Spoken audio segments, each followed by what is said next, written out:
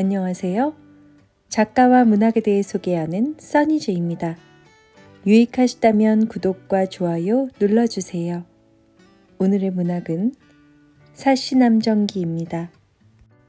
사시남정기, 사시 아들을 낳다. 저녁 연회를 마치고 집으로 온 연수는 바로 백자당으로 갔습니다. 연수가 교씨에게 노래를 청하자 교씨는 감기로 목이 아프다며 청을 물리쳤습니다. 연수가 검은고를 타달라고 청했지만 그 말도 따르지 않았습니다. 연수가 다시 재촉하자 교씨는 갑자기 눈물을 내쏟기 시작했습니다. 무슨 일이 있었느냐? 왜 그렇게 서럽게 우느냐? 여쭙는 말씀에 대답하지 않으면 상공께 죄를 짓는 것이고 대답을 하면 마님께 죄를 짓는 것입니다. 제발 숨김없이 말해보거라. 소첩의 미천한 노래와 검은고 소리는 상공께서 들으실 만한 게 못 된다는 걸 알고 있습니다. 다만 소첩은 상공께서 청하시니 잠시나마 웃음 짓게 해드리려는 것 뿐입니다. 근데 오늘 마님이 저를 불러 야단을 쳤습니다. 상공께서 자네를 들이신 것은 다만 아이가 없어 그런 것이지 미색이 부족한 것은 아니었네. 자넨 밤낮으로 얼굴을 꾸미고 게다가 음탕한 소리로 대장부의 마음을 유혹하여 고매한 가풍을 무너뜨리고 있다면서? 이는 죽어 마땅한 죄다. 경고하는데 지금부터 자네 행실을 고치지 않으면 가만두지 않을 것이야. 이렇게 말씀하시면서 절 야단쳤습니다. 소첩, 지금 죽는다 해도 여한은 없습니다. 다만 소첩 때문에 상공께서 사람들한테 책 잡히지 않을까 그것이 걱정입니다. 그래서 노래하란 명을 따를 수가 없었던 것입니다. 내 자네를 얻은 것은 처음부터 부인의 권유였지. 부인은 지금까지 한 번도 자네의 험담을 한 적이 없었네. 이 일은 아마 하인 가운데 누가 말을 잘못 전한 것 같으니 부인은 본디 성품이 순한 사람이니 자네를 해치려 한 말은 아닐 것이야. 얼마 후 남매가 교씨에게 달려왔습니다. 마님께서 아기를 가지셨다 합니다. 아니 10년 동안 아기가 없었는데 잘못 들은 것이 아니니?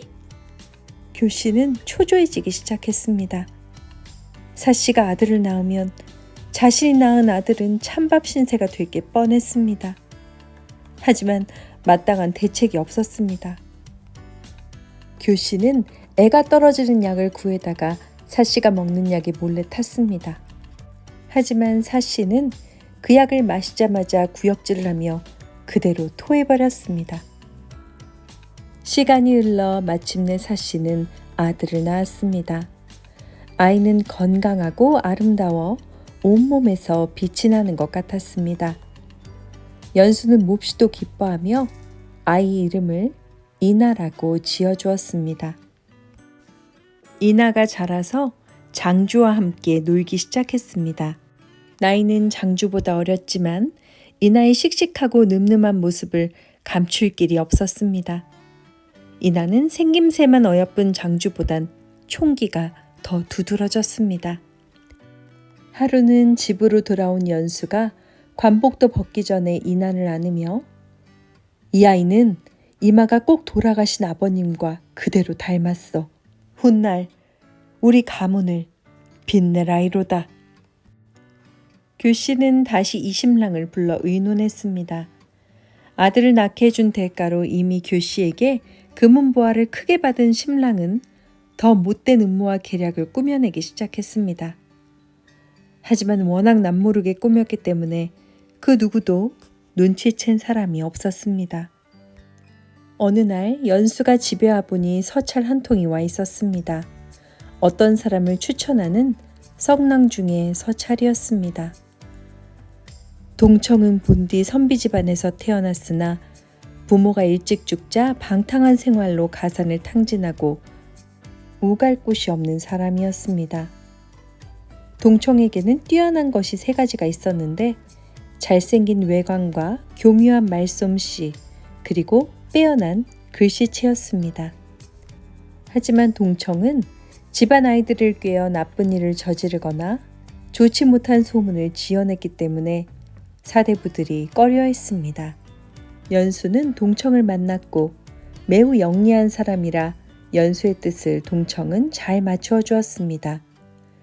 연수는 동청을 믿고 많은 걸 의지하기 시작했습니다. 동청의 됨됨이가 좋지 않다옵니다. 다른 집에 묵기 힘들어 여기 온 것이라 들었습니다. 주의하시지요. 부인 말씀이 옳소. 하지만 동청한테 쏟아지는 비난이 어쩌면 억울한 것일지도 모르잖소.